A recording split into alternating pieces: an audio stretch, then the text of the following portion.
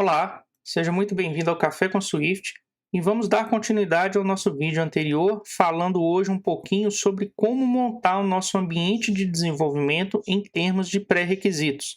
Basicamente, vamos precisar de duas coisas: um hardware oficial da Apple e o sistema operacional que vem junto com o hardware. É lógico que para a realidade brasileira, adquirir um hardware da Apple novinho sai um pouco caro demais. Nosso salário não é tão compatível assim com o salário de um americano, né? Estamos aí num nível um pouco mais baixo, para dizer o mínimo. Então, a nossa ideia aqui também é passar por alguns tópicos, algumas opções que a gente vai encontrar por aí na internet. Eu vou dar um compilado aqui de algumas situações que podem ser interessantes para quem está a fim de iniciar de alguma forma, quer realmente ter o aprendizado inicial de como desenvolver para iOS sem ter que gastar tanto.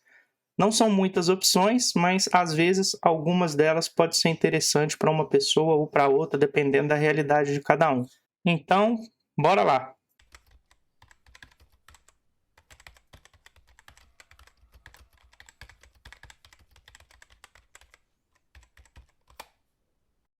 Então, ok, o que nós podemos fazer em termos de equipamento seria adquirir um equipamento novo. E as opções que nós temos é a aquisição de um Mac Mini, MacBook Air Pro, Mac Studio e por aí vai. Os equipamentos da Apple, principalmente para a realidade brasileira em termos salariais, eles possuem um preço um pouco salgado demais. Então, eu sugiro sempre os equipamentos de entrada, por exemplo, um Mac Mini. Se você acessar o site oficial, o Mac Mini, para quem não conhece, é este equipamento aqui, né? É uma torre, digamos assim, super compacta, né?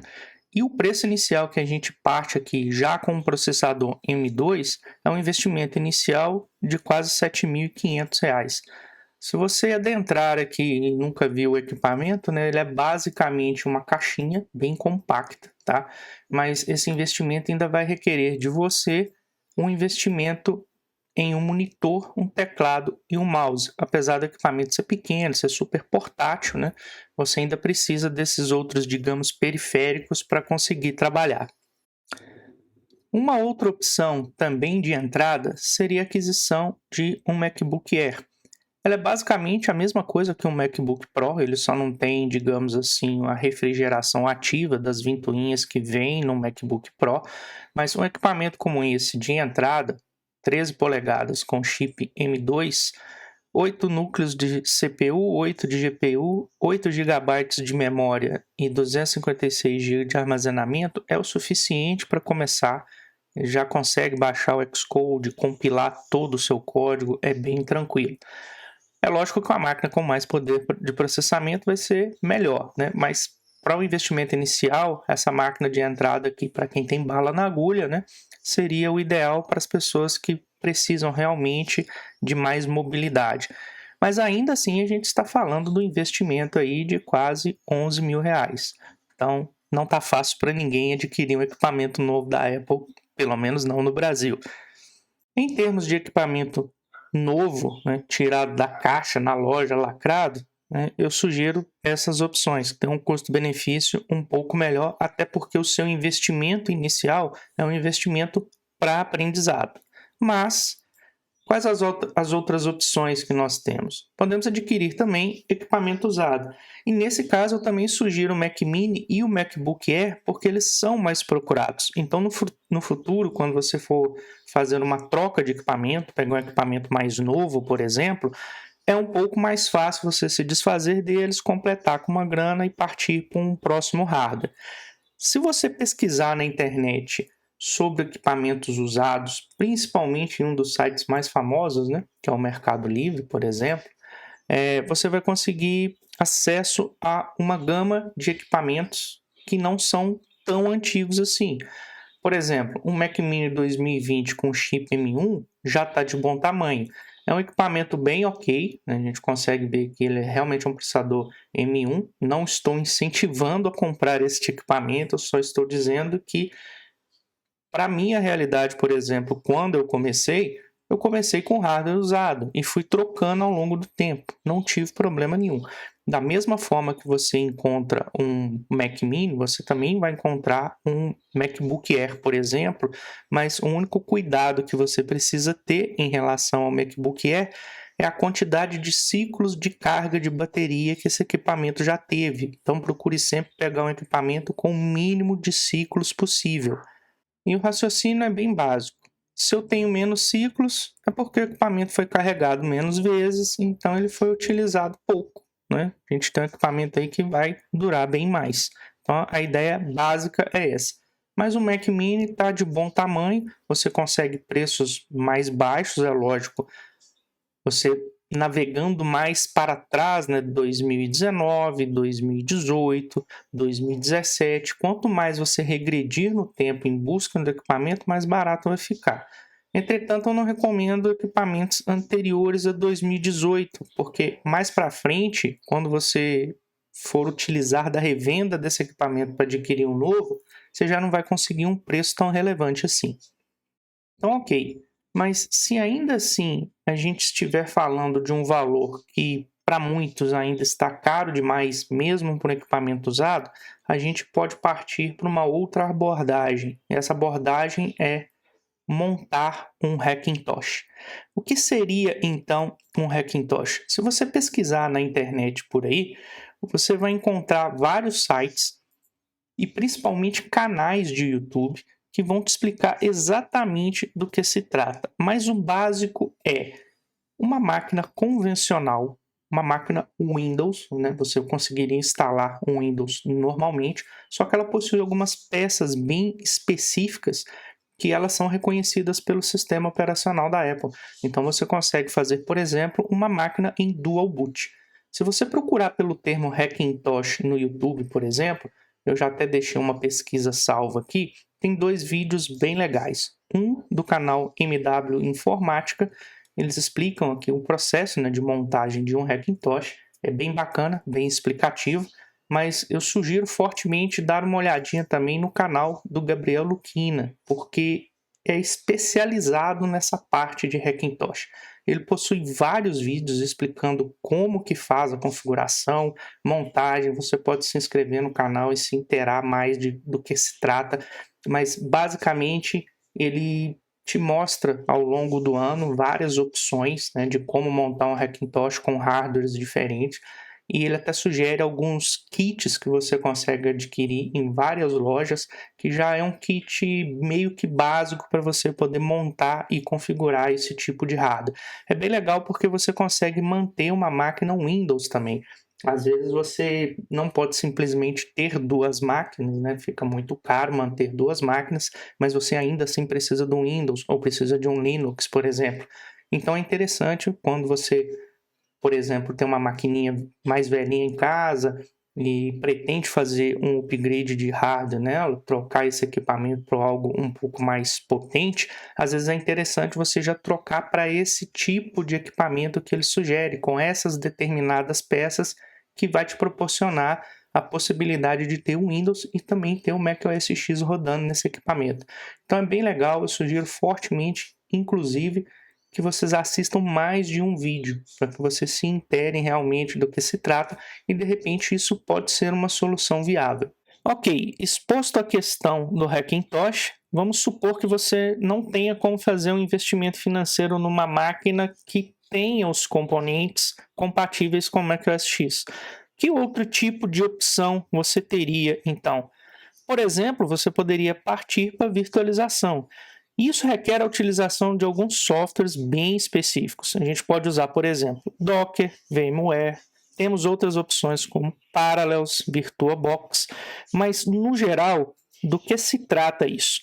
É basicamente você trabalhar com um software rodando num sistema operacional convencional que simula o hardware que a gente quer, que é o hardware da Apple, e ele roda dentro, digamos, dessa máquina virtual o nosso ambiente macOS X, e lá a gente consegue fazer instalação de outros softwares, como o Xcode, por exemplo, que a gente utiliza, mas isso vai requerer de você uma máquina que ainda assim precisa de um pouco de memória a mais, um poder de processamento legal e o disco. porque na real você está instalando uma máquina do zero e esse software está simulando, né, o hardware físico daquela máquina e rodando também o software. Então, a instalação do sistema operacional vai ocupar o mesmo espaço.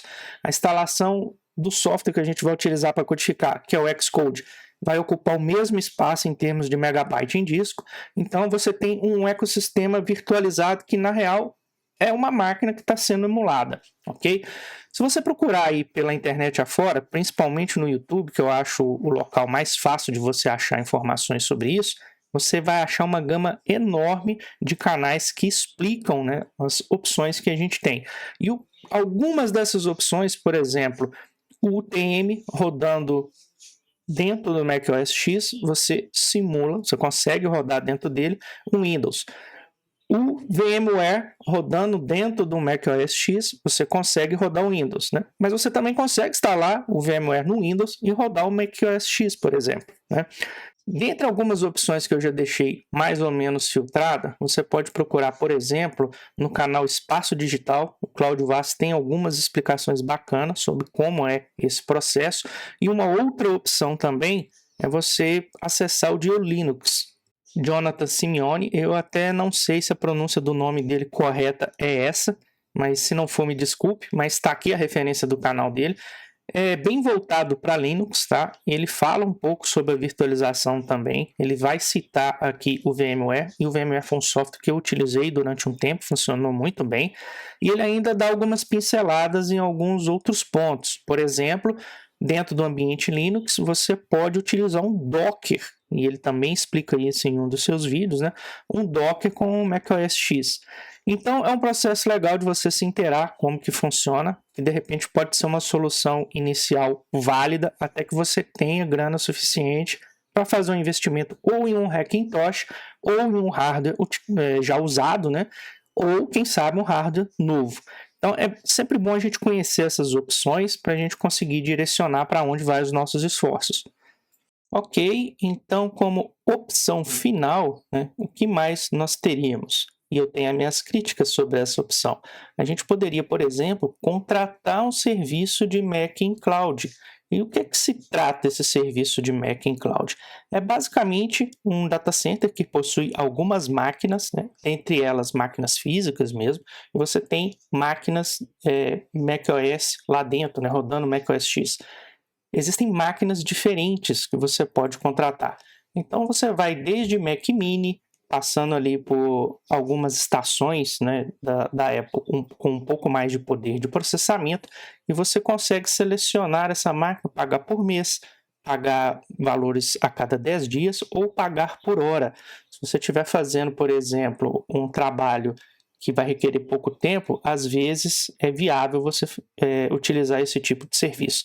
As minhas restrições são as seguintes: você tem vários planos que você pode escolher, mas isso a médio e longo prazo, na minha humilde opinião, é um pouco inviável porque você está pagando por algo que você não tem.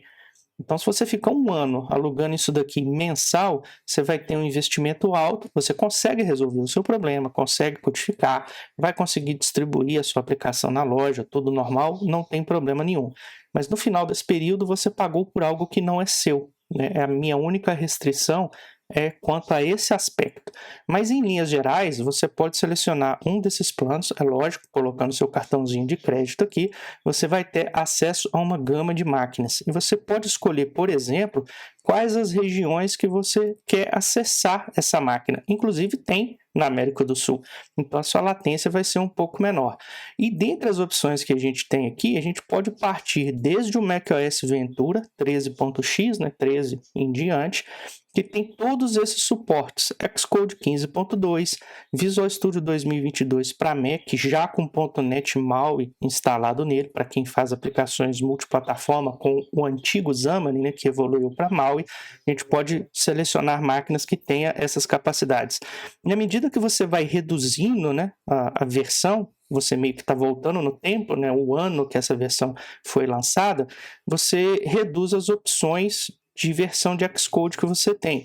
Então, a partir da 13.2.1, você já vai ter acesso a SwiftUI, por exemplo. Se você selecionar uma versão Catalina, um pouco anterior, você vai ter acesso só a 12.4. Você vai trabalhar basicamente só com o UIKit.